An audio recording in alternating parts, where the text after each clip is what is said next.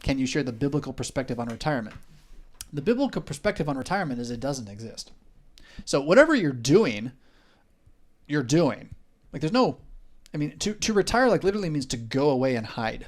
Right? The idea that somehow you're going to be secure to live your best life now, like, is a deception. Does that mean it's wrong to stop working for the man, having him steal your pay day by day, and to have some form of income that you generate, which enables you to put your might onto something else? No. Do you want to put your might entirely on leisure activities? Here's what I got to say to that. You're just going to empty your own soul that way. If you just entirely are living for yourself, it's going to get disappointing at some point, or perhaps it will make you proud and calloused. It's not the best idea ever. To do nothing but live for yourself is very clearly not what the Bible teaches.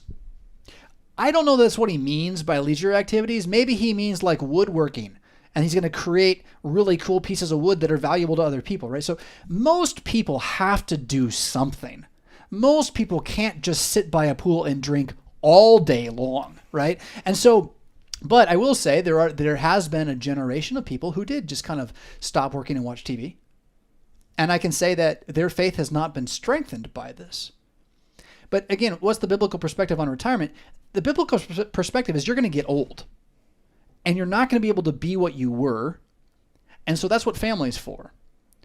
There's this idea in the modern age that I can become wealthy enough to not have to have my family anymore. I'm not sure that's a great idea to pursue.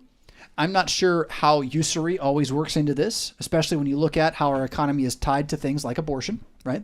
So, those are pieces that a person should struggle with. But I think, the better answer here, if you want the biblical perspective on retirement, is like, why would you retire? Do you hate what you do? Why are you doing it? Well, change what you're doing and do something different. But why would you stop doing anything? Why would you do nothing?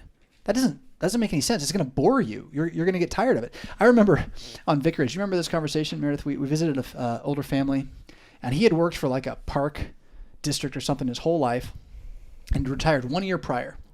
He's like, I retired. I played golf every day. And then one day, it's like a year ago, I just didn't ever want to play golf again. And now I work for the park district again. So I missed it. Right? Like it's saving for the weekend kind of thing. Like if you're going to make a change, why would you not strive to do what you want to do with all your might now, rather than try to just have this life of non-anything? What, you're just going to watch Netflix forever? Can you stand the content anymore? So the Bible doesn't have a perspective on this because it's a modern concept that you would just build up enough wealth, enough barns that you could say, hey, self, take it easy, be happy, you have a long life. The Bible does say that, right? And what happens? He demands your soul of you that night. It doesn't mean your husband's going to die, but the point of that story is, what are you living for?